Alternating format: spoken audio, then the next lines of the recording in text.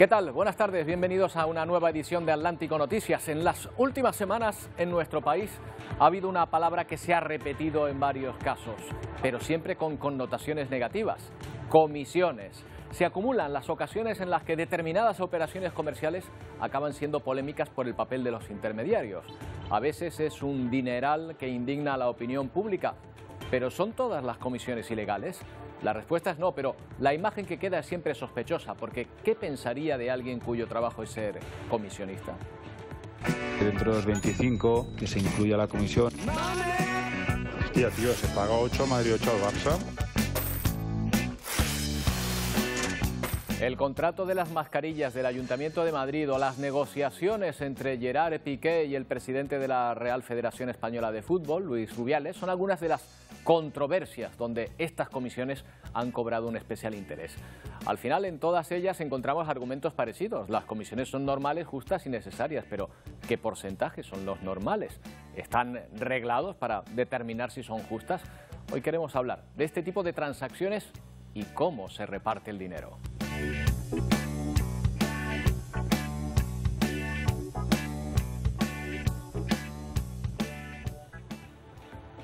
Bueno, en nuestro país avanzamos ya al segundo día sin mascarilla obligatoria en interiores. Parece que hay mucha cautela a la hora de quitársela. Es normal si vemos la situación, por ejemplo, en Asturias, donde su gobierno regional ha recomendado seguir llevándola.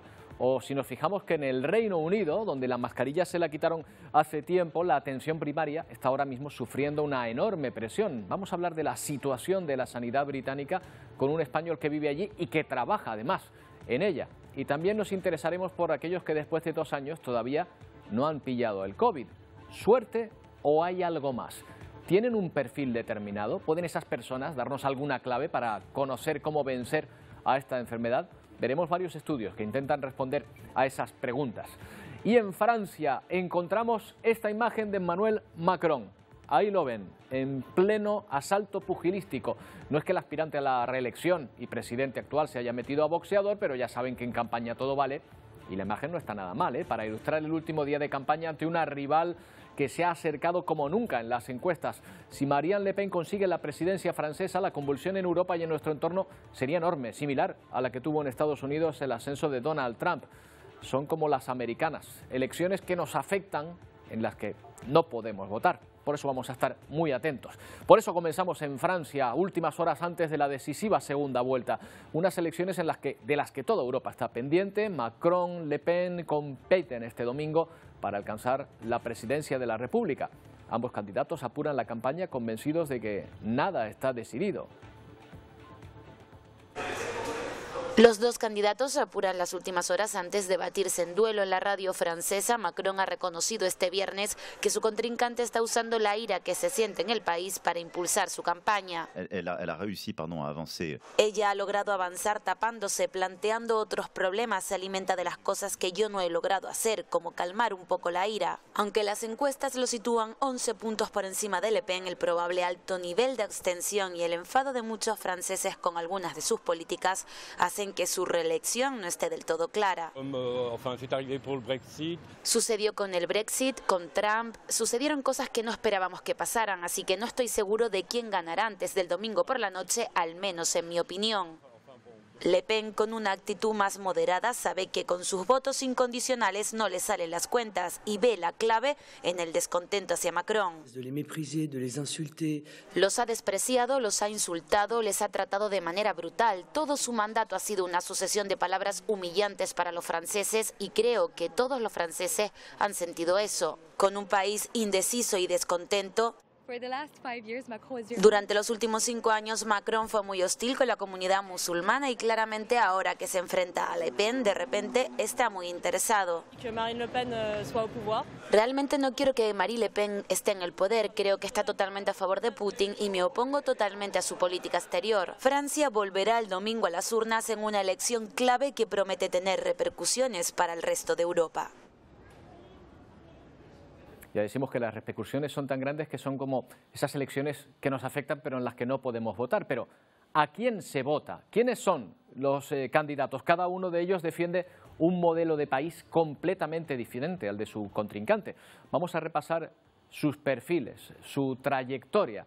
de ambos candidatos. Empezamos por el actual presidente, que no se considera ni de izquierdas ni de derechas. Bueno, no es un mal ticket para comenzar. Comenzó su andadura política en el Partido Socialista francés, donde llegó a ser ministro. En 2009 presentó su dimisión para lanzar En Marcha, un movimiento que define, pues eso, que no es ni de izquierdas ni de derechas. Por cierto, es el presidente más joven desde Napoleón. Su victoria, poco antes de cumplir los 40 años, lo convirtió en el presidente más joven desde entonces. Su elección presentó un cambio generacional largamente esperado en política, donde se repetían mucho las caras. Curiosamente, nada más ganar en 2017, dimitió como responsable del movimiento En Marcha para crear su partido actual, la República en Marcha. Desde hace 20 años, con Jacques Chirac, ningún presidente francés ha sido reelegido para un segundo mandato. Él está a punto de hacerlo. Bueno, ¿y qué decimos de Marine Le Pen? Pues ya saben que ella es la hija del fundador del Frente Nacional, que es el partido de extrema derecha francesa, aunque se está destacando el intento de moderación que ha tratado en su discurso. En su caso se da un complejo de Electra al revés, porque expulsó a su propio padre del partido que él había fundado. Ya ven que los movimientos cainitas en política no respetan ni a la familia. Y se presenta a su tercer intento a la reelección. Dicen las encuestas que nunca había estado tan cerca, Marine Le Pen, a través del Frente Nacional, de estar tan cerca de alcanzar la presidencia. De hecho, ambos candidatos aseguran que todo está abierto todavía. El nombre del partido actualmente es el de Agrupación Nacional, algo en lo que coincide con su rival, porque los dos han creado los partidos por los que se presentan. En este tercer intento en presentarse, a pesar de que en 2012 logró los mejores resultados de la historia, pero no pudo. Francia llega a la segunda vuelta tras unas primeras elecciones en las que tuvo la mayor abstención en años. ¿Cómo puede influir? ¿Por qué el electorado francés no ha respondido como se esperaba? Frédéric Mertens de Villmars es profesor de Relaciones Internacionales de la Universidad Europea de Valencia. ¿Qué tal, Frédéric? Buenas tardes. Buenas tardes. Bueno, muchas personas se preguntan por qué solo se enfrentan dos candidatos en esta segunda vuelta. No saben cómo es el sistema francés. ¿Podríamos explicarlo brevemente para que sepan por qué al final tienen que decidir entre solo dos? Bueno, porque el sistema es un poco, no está muy parecido al sistema norteamericano, pero hay un momento en que en vez de tener el sistema nos obliga a tener que elegir entre los dos más votados. Siempre ha sido así durante la Quinta República. Es el sistema que nos obliga a elegir, todo el pueblo francés, a elegir entre toda la serie de candidatos. Puede ser 5, puede ser 10. Esta vez hemos tenido una decena con pequeños candidatos y los dos mayores. La sorpresa para la comunidad política francesa es que Marine Le Pen ha vuelto a ser triunfante como segunda candidata potencial para el segundo turno. Claro, hay otro factor que puede llamar la atención en nuestro país, que los representantes de los grandes partidos aquí en España, del Partido Socialista, del Partido de Centro Derecha, del Partido Popular, apenas tengan representación, apenas hayan obtenido votos en esa primera vuelta. Sí, pero en Francia lo que ha pasado, ya hay que remontar a las últimas presidenciales. Los partidos clásicos o tradicionales como Les Républicains, el Partido Socialista llevado por Anne Hidalgo, que tiene relaciones especiales, ¿no?, con España. Esos partidos tradicionales han perdido la credibilidad, pero de manera radical y completa en el electorado francés, cansado de décadas de promesas no cumplidas, cansados de ver que el poder adquisitivo, que en realidad es el lema o el tema de batalla entre Macron y Le Pen, el poder adquisitivo se ha disminuido, se ha reducido a pesar de las recetas o soluciones propuestas tanto por la derecha como por la izquierda. Y ahora el electorado francés tiene dos opciones, o digamos tres. La primera es la continuidad con Macron, pero muchísimos franceses consideran que es una vía pues obligada frente a la otra alternativa, la segunda, que es Marine Le Pen. Sí. En definitiva, Macron, yo creo personalmente que Macron va a ganar las elecciones, pero va a ser una victoria amarga en el sentido de que no va a tener un real apoyo del electorado francés. Sí, porque vamos a votar contra una extrema derecha que se excluye de Europa, que se excluye de la mundialización, que se excluye de las relaciones internacionales y que se excluye de unas realidades que Marine Le Pen no toma realmente en cuenta. Claro, es que al final uno no es que vote en apoyo a Macron o en apoyo a Le Pen, bueno, es que a veces vota para que no salga el otro en esta ocasión. A lo mejor por eso hay tanta abstención, Frédéric.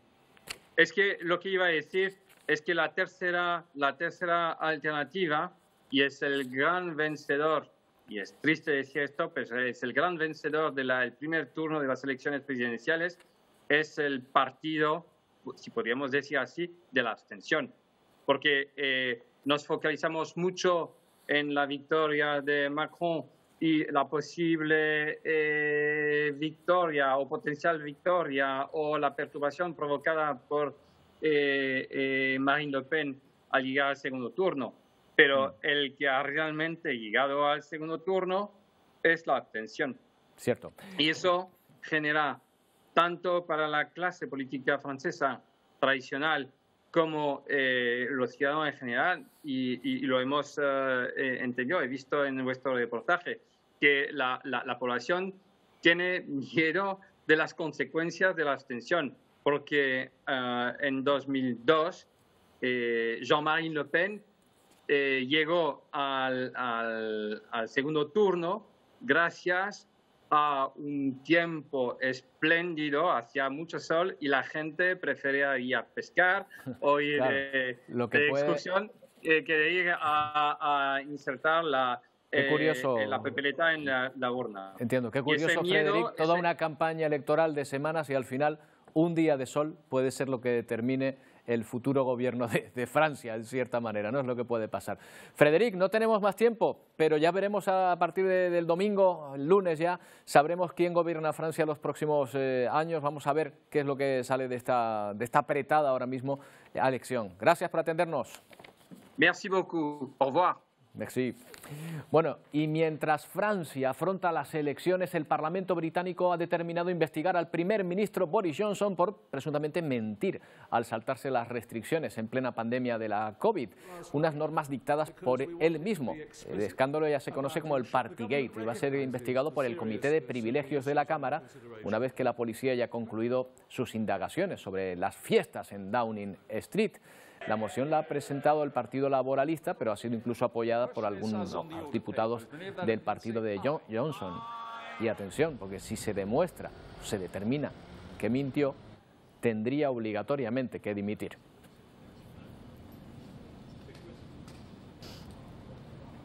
En ese país seguimos porque hay gran preocupación por el colapso del sistema sanitario, sobre todo la atención primaria en los últimos meses. El tiempo de espera para ser atendido supera las 12 horas. Desde 2021 los británicos han visto cómo ha ido creciendo el tiempo de espera para la atención.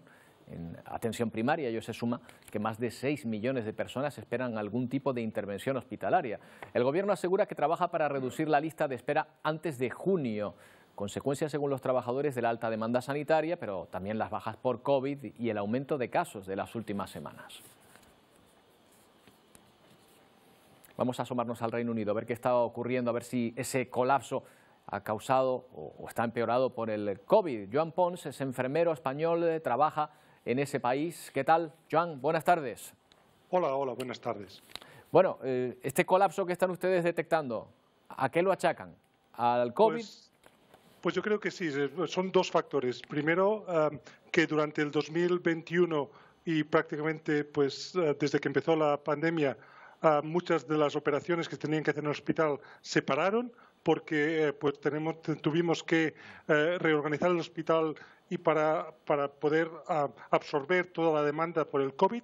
Y ahora mismo también lo que está pasando es que, aunque la gente ya no hable, el COVID todavía está haciendo mucho daño aquí en el Reino Unido. Ayer los números a mí también se me ponen la piel de gallina. Ayer 645 personas se murieron por el COVID.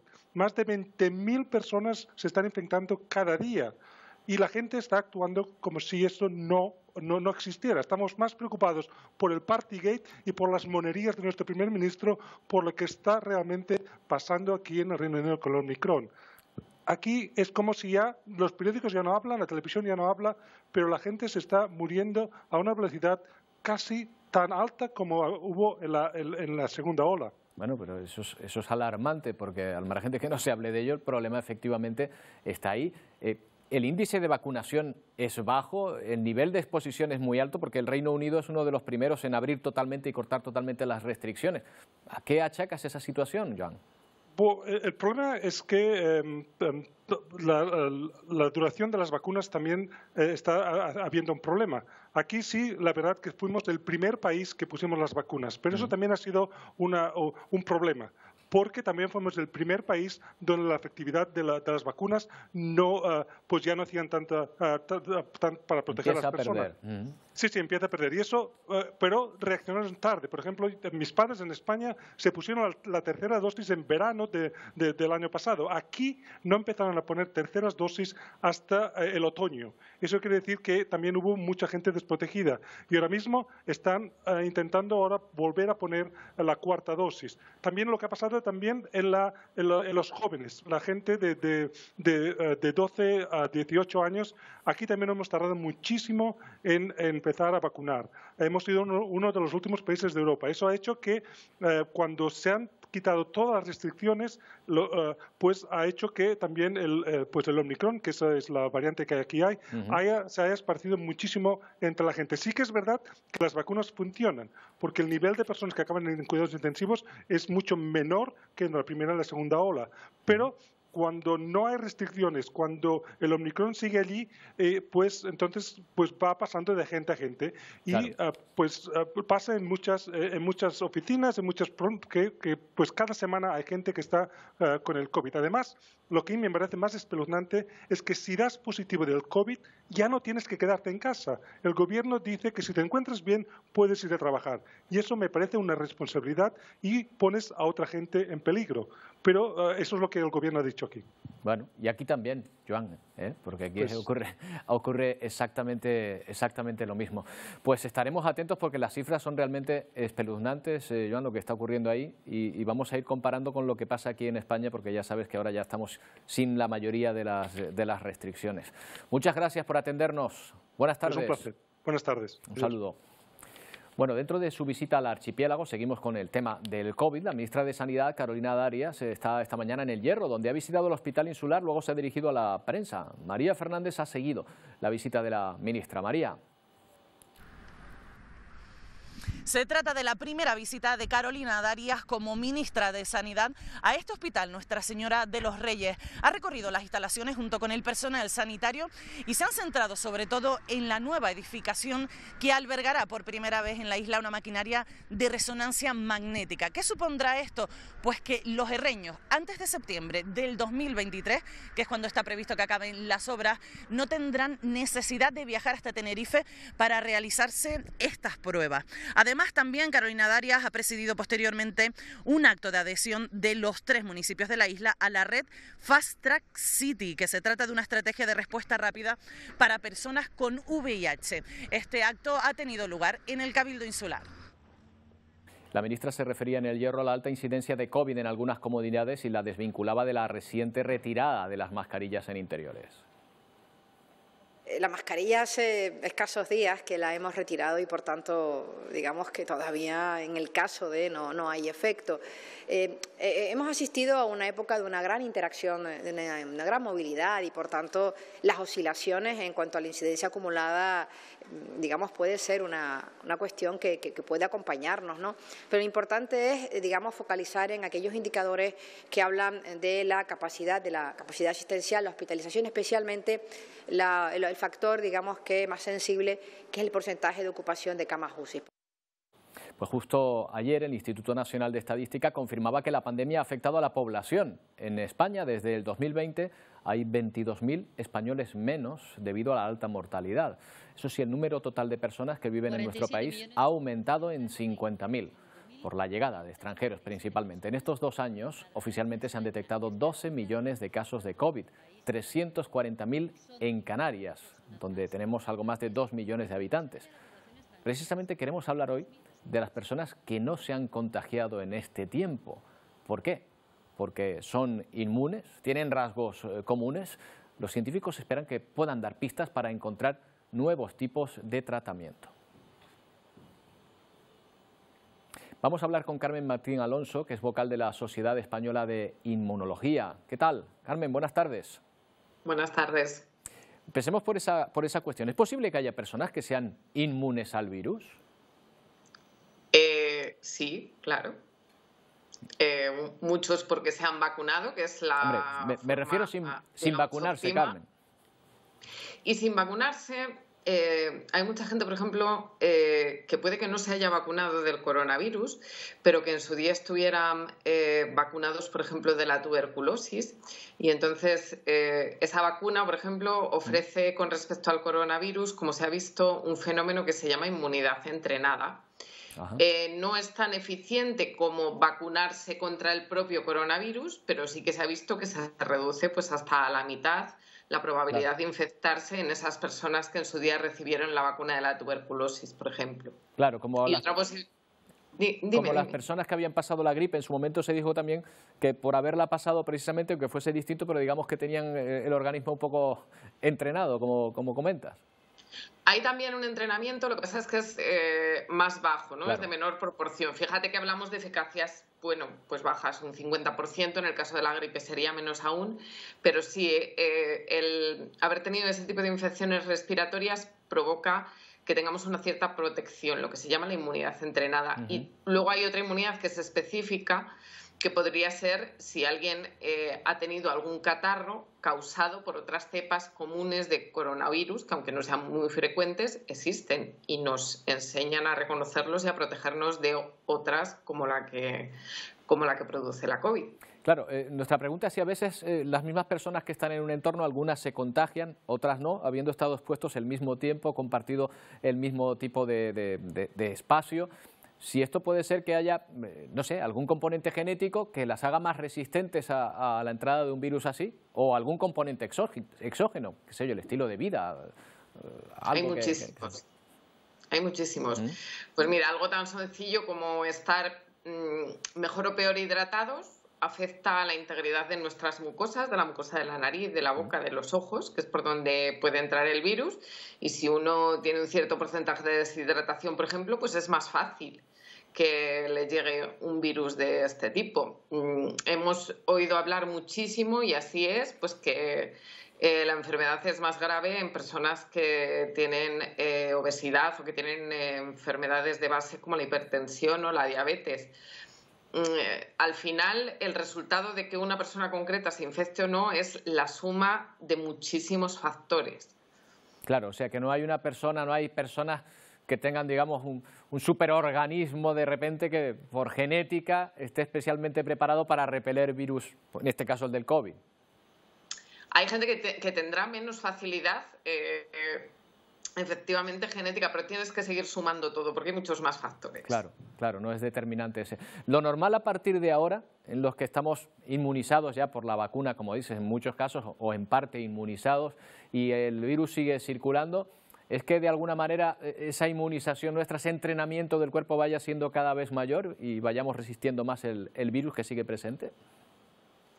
Yo te diría que sí. Yo te diría que sí, porque lo que está pasando ya y lo que pasará a partir de ahora es que iremos teniendo contacto con diferentes cepas, con pequeñas variantes del virus, y además estamos vacunados, con lo cual es probable que no nos pongamos enfermos, que las enfermedades sean muy leves y cada vez vayamos perfeccionando nuestra inmunidad a los coronavirus, como sucede con otros virus que circulan, como sucede con la gripe, ¿no? Cada cierto tiempo se repite una cepa de gripe, ya venimos un poco mejor protegidos, además hay vacunas. Todo eso hace que sea mucho más fácil resistir en buenas condiciones a las idas y venidas de los virus. Carmen, muchas gracias por atendernos. Un saludo. Nosotros. Hasta otra. Bueno, pues nos vamos a otro lugar, a tratar otro tema, al de los duros enfrentamientos que se están viviendo en Ucrania. La pasada madrugada especialmente, ciudades como Kharkov o Rubizne han sufrido la intensidad de los ataques rusos que siguen firmes en su objetivo de controlar el Donbass. El ejército de Putin, de hecho, ya controla la mayor parte de Mariupol. El alcalde pide una evacuación completa de esta ciudad. El incesante impacto de misiles obliga a estos vecinos de Rubizne a refugiarse en el sótano del Palacio de Cultura de esta ciudad situada al este de Ucrania.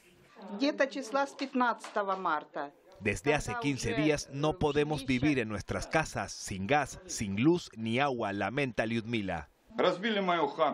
Me destrozaron mi hogar, no tengo a dónde ir, asegura Andriy. Aquí sobreviven en penumbra, pasando mucho frío y sin apenas víveres. Son de los pocos vecinos que quedan en esta localidad de apenas 63.000 habitantes. El recrudecimiento de los ataques rusos en el Donbass ha convertido este punto en una ciudad fantasma. Mikhail presencia entre lágrimas cómo su casa ha quedado destruida tras los últimos ataques rusos a Kharkov, también al este de Ucrania. Se escuchó boom y todo cayó, 4 plantas, techos y pisos desplomados sobre mi habitación, según relata. Los bomberos han tenido que intervenir en numerosos incendios provocados por los múltiples ataques a esta localidad. En Mariupol, los servicios de emergencias rusos recogen los cadáveres de los civiles que sus propias tropas han bombardeado. Un enclave que va camino de convertirse en otra ciudad fantasma. El alcalde pide una evacuación total de los pocos que quedan.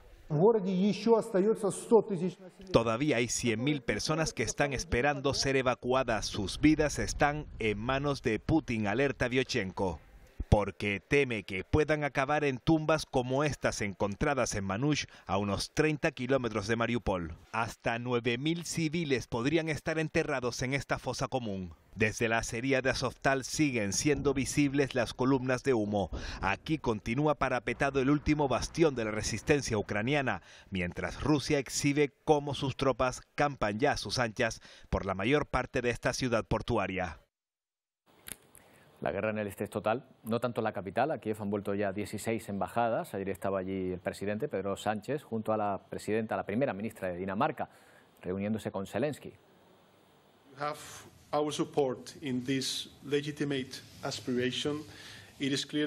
Sánchez dejaba claro que Ucrania tiene el apoyo de España y que ese país pertenece a la familia de Europa. También anunció que España doblará la ayuda militar que ofrece y que enviará policías para investigar crímenes de guerra.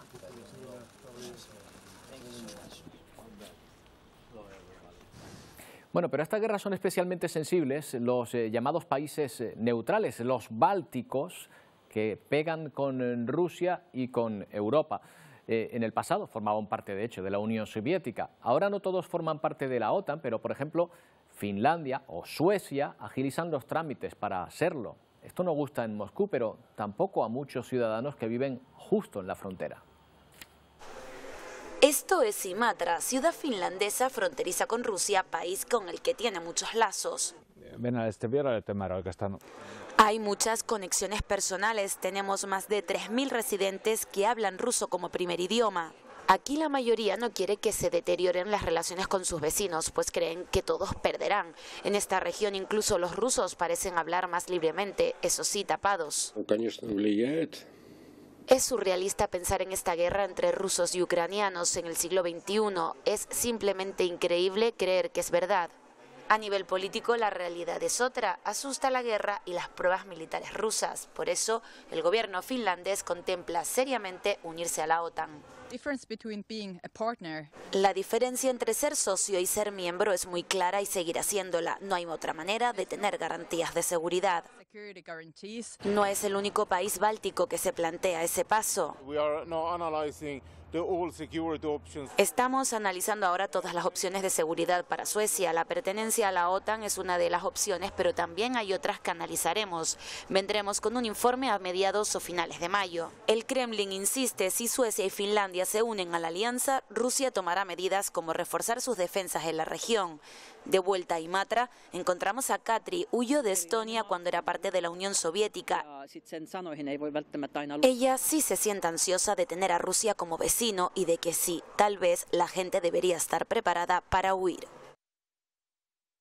Y hoy conocemos un ejemplo más de cómo la población ucraniana se supera día a día de las consecuencias de sufrir esta guerra.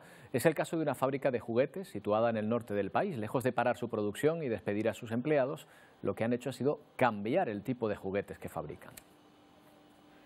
Así quedó el avión más grande del mundo tras un bombardeo ruso, el Antonov 225, bautizado como Mriya, sueño en ucraniano. Este soldado dispara un misil antitanque Javelin con el que Ucrania ha destrozado cientos de vehículos rusos. Ambos lucen ya en formato juguete en este expositor de este gran almacén ucraniano. Los confecciona este ejército de costureras en esta fábrica de Nisin, al norte de Kiev. Hacer estos juguetes me levanta el ánimo, el espíritu de lucha. Quiero llevar alegría a nuestros hijos, a nuestros guerreros, se emociona esta costurera. Pongo todo mi amor en este juguete Mriya. Tengo la esperanza de que ganaremos muy pronto y volveremos a construir el Mriya, asegura Osagna. Acostumbradas a coser otro tipo de peluches, nunca antes pensaron que tendrían que fabricar estos juguetes. El comienzo de la guerra y los ocupantes cercando nuestros territorios fue muy doloroso y comenzamos a pensar qué podíamos hacer y nos pusimos a trabajar, cuenta la jefa del departamento de ventas. Porque era eso o parar las máquinas. Ahora trabajan para crear sonrisas, trabajan en este sueño de avión mientras rezan para que todo acabe pronto.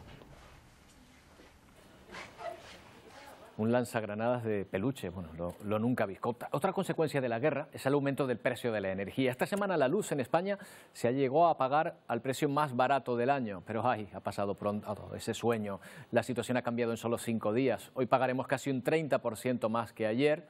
Había subido justo un 30% respecto a anteayer. Bueno, pues el de hoy es el precio más alto en 8 días y triplica la cantidad que pagábamos hace un año.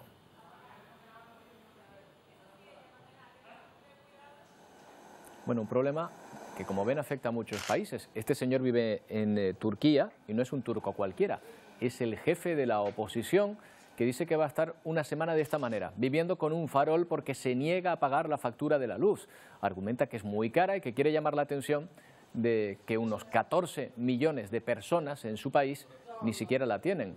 La inflación en Turquía, luz incluida, el mes pasado llegó al 61%.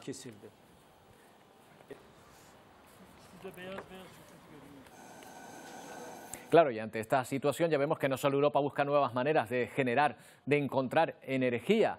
Esto se alimenta además por la guerra de Ucrania. Nuestro vecino Marruecos siempre ha sido un país que lo ha intentado y ahora parece que encuentran yacimientos submarinos, algunos de ellos no muy lejos de Canarias, de Lanzarote concretamente, al norte de esa isla.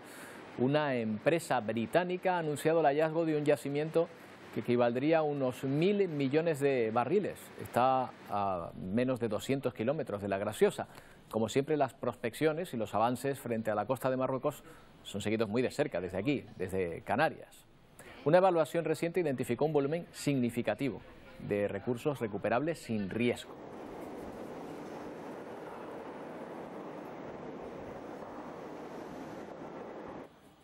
Bueno, pero ¿qué se ha encontrado realmente ahí? Vamos a ver cuánto de rentabilidad se puede hallar con Diego Mateo Sanmán, es experto energético y consejero delegado de GESE Servicios Energéticos. ¿Qué tal, Diego? Buenas tardes. Hola, buenas tardes.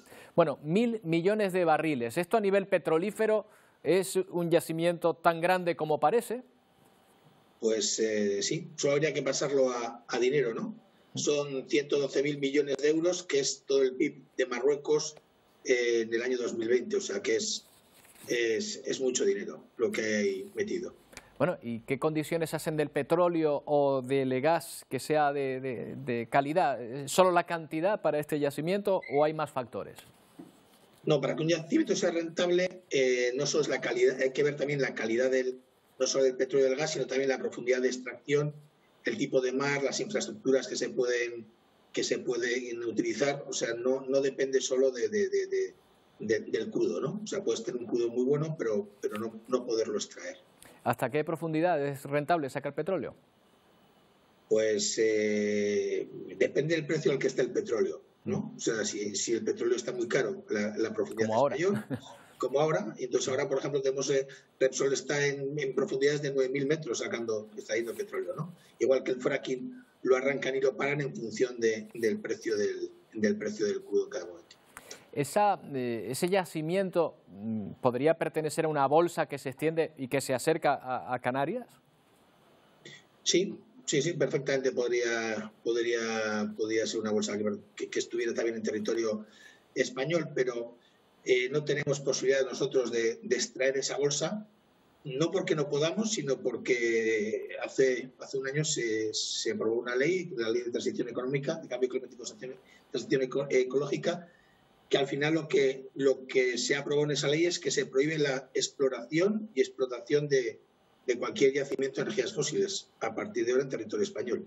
Ya. Con lo cual no vamos a poder... O sea que en España, ahora mismo, Diego, en España encontrar petróleo es una mala noticia. Bueno, es una mala noticia porque no lo vamos a poder extraer. Claro. Tengo aquí esta riqueza que no puedo extraerla. Sí. Claro, y por lo tanto, digamos que, supongamos que es como poner una pajita y sorber, ¿no?, de esa bolsa de petróleo. Se puede hacer desde el lado de Marruecos, pero desde el lado de España no. Se podría hacer, pero lo que hemos aprobado con la Ley de Cambio Climático y Transición Energética, lo prohibimos, el que podamos poner la pajita y empezar a extraer ese crudo. Es curioso. Y, Diego, normalmente son empresas privadas las que se ocupan de extraer ese petróleo. ¿Por qué entonces es tan interesante para un país encontrar petróleo o yacimientos de petróleo y gas dentro de su territorio? Pues yo creo que lo más importante es la independencia energética. O sea, lo estamos viendo ahora con el problema con Rusia, con Argelia, que al final dices, bueno, pues no tengo energía, dependo de terceros países, y generalmente además la energía, no sé, cosas de la vida suele estar en países bastante conflictivos, ¿no? No suelen ser Venezuela, Rusia, países bastante conflictivos, con lo cual dependes muchas veces de problemas geopolíticos que hacen que todas tus previsiones energéticas se vayan al garete. Claro, por eso a lo mejor también digo que para muchos es una mala noticia encontrar petróleo en territorio, porque puede provocar problemas de ese tipo, aunque no todos los países petrolíferos los tienen, ¿no? No, así es. Diego, una vez comenzada la exploración, una vez empezado a catar o lo que estén haciendo ahora mismo en ese yacimiento, ¿cuánto tiempo se puede tardar para empezar a extraer petróleo y empezar a comercializarlo?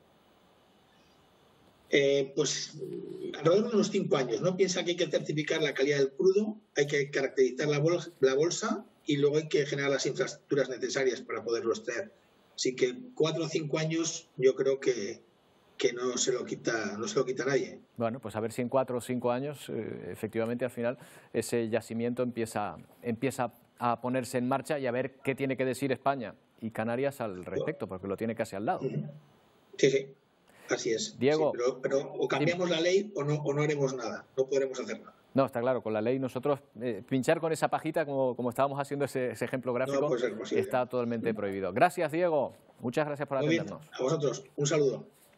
Bueno, hay novedades. En el caso de Madeleine McCann, desaparecida en Portugal en 2007, cuando solo tenía 3 años, las autoridades alemanas han inculpado a un hombre a petición de la justicia portuguesa. Dice que dispone de pruebas del asesinato de la pequeña que le señalan como principal sospechoso. Tiene 43 años. Actualmente está en prisión.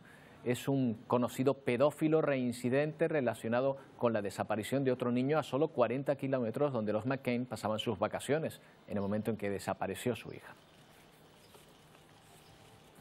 Aún tenemos más cosas que contarles, no tardamos en volver.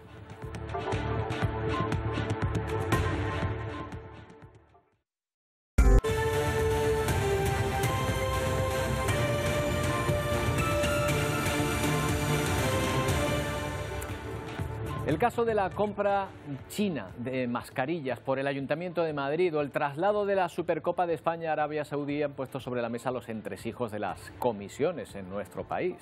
El negocio de los intermediarios, poner en contacto a dos partes y llevarse dinero por ese trabajo está muy mal visto. Es el caso de Luis Medina y su socio Alberto Luceño, que se llevaron dinero por conectar al consistorio de la capital de España con una empresa de mascarillas, pero claro, 6 millones de euros. Y el nuevo caso que se pone también en el foco con la empresa del futbolista Gerard Piqué y el presidente de la Federación de Fútbol, Luis Rubiales, sobre distintos pagos para que se celebrase la Supercopa en Arabia Saudí. En ambos casos se cuestiona si ha habido conflicto de intereses o si es una operación directamente ilegal. Patricia Bella es abogada especialista en Derecho Penal Económico del bufete Prolegue. Vamos a preguntarle a ella, que sabe del tema. ¿Qué tal, Patricia? Buenas tardes. Hola, buenas tardes. Bueno, comisiones, ¿son algo ilegal siempre?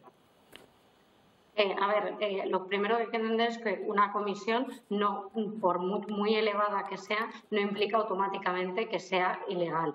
El pago de comisiones por la realización de una intermediación por la prestación de un servicio es legal, está permitida por el Código de Comercio y se convierte en ilegal cuando realmente deja de ser una comisión para pasar a ser un soborno, es decir, que pagas esa cantidad para obtener una posición más ventajosa respecto a tus competidores en el mercado.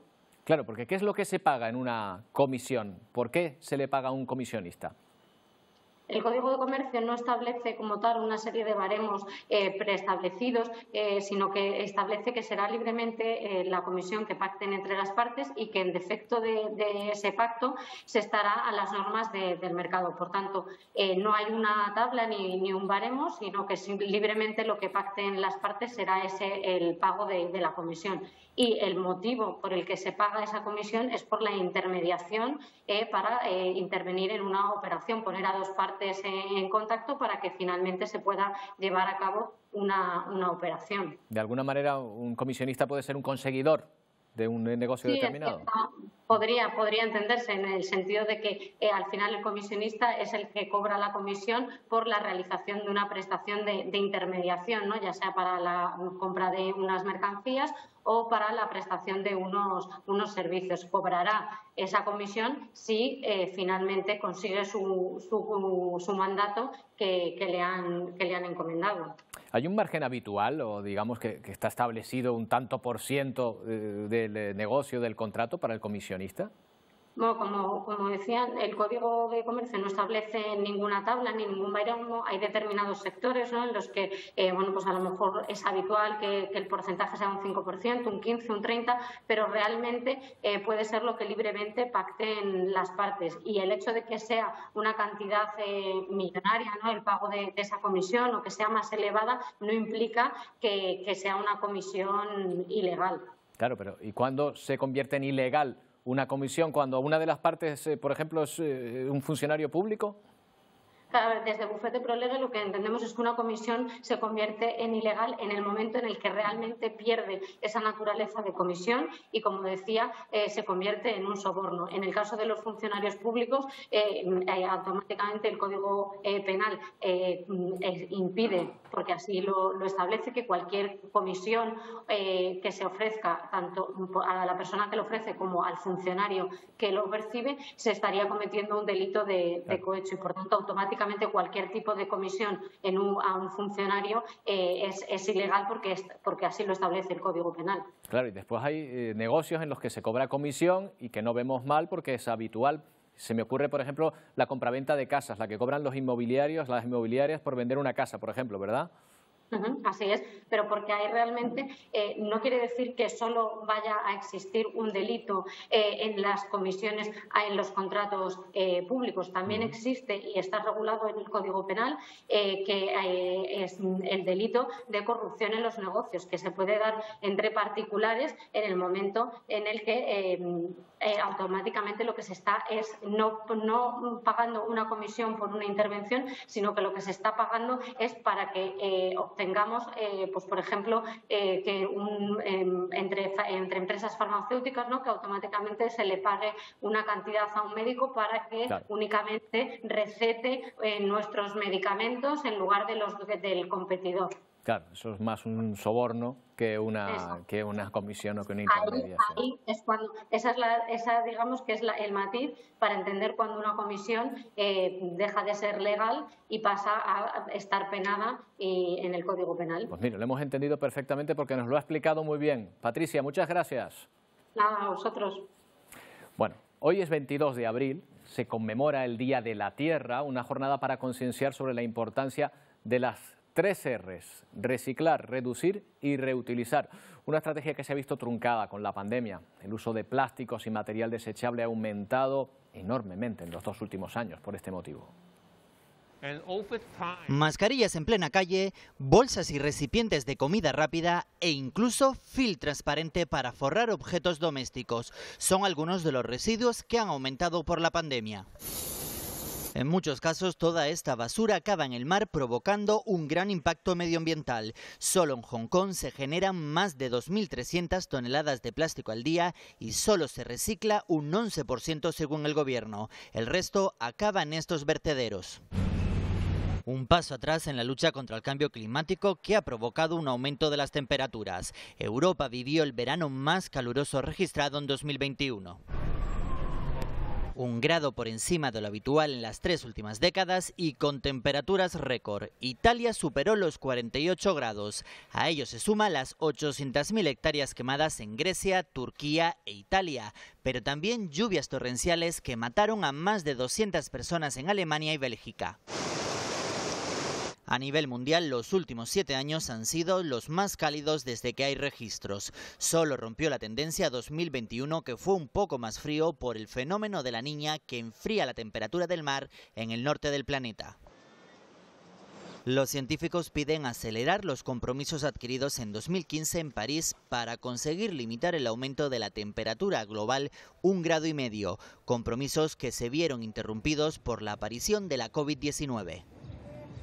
Carlo Buontempo es director del Servicio de Cambio Climático de Copernicus. ¿Qué tal, Carlo? Buenas tardes. Buenas tardes, un placer estar con vosotros. Oiga, permítame el atrevimiento, pero el apellido le viene que ni pintado para la responsabilidad que ocupa, ¿eh? Sí, parece broma, ¿no? Pero la vida a veces va así, ¿no? Bueno, seguramente estaba predestinado ya a esto. Carlo, precisamente Copernicus acaba de medir en 1 grado más este invierno respecto al año anterior. 1 grado así no parece mucho, pero a efectos climatológicos lo es, ¿verdad? Sí, 1 grado fue la temperatura como la diferencia de temperatura en el verano pasado, especialmente, fue muy destacado. Fue 1 grado más caliente el verano en toda Europa. Y esto sí parece poca cosa si la confrontamos con las temperaturas, no sé, a las cuales estamos acostumbrados, pero a nivel global a nivel europeo, a nivel climático, es una cifra, es un número bastante significativo. Si pensamos que entre las épocas glaciales y las épocas interglaciales hay como 10 grados o 10, 11, 1 grado es muchísimo. Con lo cual sí, fue un subidón, fue un salto muy significativo a nivel de temperatura. En el año como el 2021, en cambio, en el subcomplejo no fue un año particularmente cálido, fue más normal, siempre caliente, pero no tan excepcional como fue el año pasado, por ejemplo. Con lo cual, a nivel anual estamos medio grado casi un grado por debajo de la media de los últimos años. Carlos, otra de las amenazas, aparte del cambio climático, lo acabamos de ver en el informe anterior sobre el planeta, es la acumulación de basura, concretamente de plásticos. Ahora mismo, ¿qué sería más, digamos, más perentorio tratar de arreglar? ¿La subida de temperatura global en la Tierra o toda esa cantidad de plástico que estamos arrojando al medio ambiente? Yo como puedo comentar sobre la temperatura y el cambio climático, porque esto es como decías en la introducción, el cual trabajo, ¿no? La mía experiencia es en este campo. El plástico sí, lo noto a nivel personal, lo noto en el mar muchísimo, pero claro, es difícil hacer juzgar cuál de las dos cosas es más importante. Me parece que las dos son muy importantes. Lo que está claro es que hay un reto, es un reto global que tenemos todos, y son estos desafíos que van mucho más allá de nuestro alcance diario. Carlos, hay una voluntad, digamos, que está claramente extendida entre la población en general, que es la de tratar de apoyar el cambio climático, pero al mismo tiempo parece que son decisiones vedadas al ciudadano. Es decir, que parece que son las grandes corporaciones, los gobiernos de los países más poderosos los únicos que pueden hacer algo. ¿Es así? ¿O desde nuestro día a día podemos colaborar de alguna manera para intentar minimizar este impacto? Yo creo que al final lo que cuenta son las emisiones globales, con lo cual tiene que ser un esfuerzo global para limitar las emisiones de gases a efecto invernadero. Pero sí, también como personas podemos hacer muchas cosas. Podemos cambiar nuestras costumbres, viajar con medios menos contaminantes, como puede ser el tren, en lugar de utilizar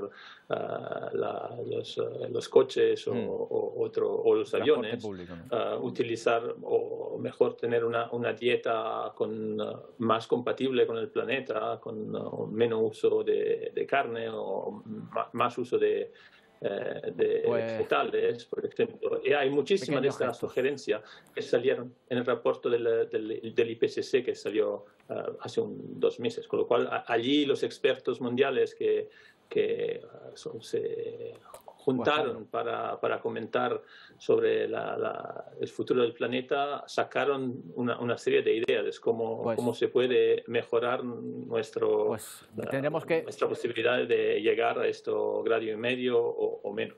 Carlos, hoy solo queríamos felicitarnos por el Día de la Tierra, felicitarte en este caso, y seguro que tendremos oportunidad de hablar más en profundidad de estos temas. Gracias por atendernos y feliz Día de la Tierra. Gracias a vosotros. Bueno, no hace falta ser muy aficionado al fútbol para recordar la historia de la que vamos a hablar, protagonizada por un argentino que vestía esta camiseta. Seguro que la recuerdan. Tenía magia en sus pies. Su gol más famoso lo metió precisamente con esta camiseta, con este partido en el que participó, según él mismo dijo, la mano de Dios. Allá con Valdano Maradona. Diego Armando Maradona logró que el único que no vio ese gol con la mano fuera el árbitro. El gol significaba mucho, pues además el rival era Inglaterra, con quien se habían enfrentado en guerra por las Malvinas. La noticia de que la camisa que vestía ahora va a salir a subasta ha recibido un enorme respaldo en forma de dinero, porque ya están pujando. Hasta 4 millones de euros están dando por esta camiseta. La hija de Maradona dice que su padre le dijo que cómo iba a regalar la camisa del partido de mi vida. Bueno, pues no la va a regalar, pero va a sacar su familia un buen dinero por ella. Y nos despedimos con imágenes de los cielos de Ghana, en África. Allí se ha celebrado el Festival de Parapente, un evento anual que recobra su colorido y esplendor tras la pandemia. Pilotos de todo el mundo han sobrevolado la zona de Kwahu y Alibi, a 150 kilómetros de la capital, Accra. Con este espectáculo aéreo les dejamos. Llega toda la información de la mano de Telenoticias 1 y Paco Luis Quintana. Volvemos el lunes. Que pasen un feliz fin de semana.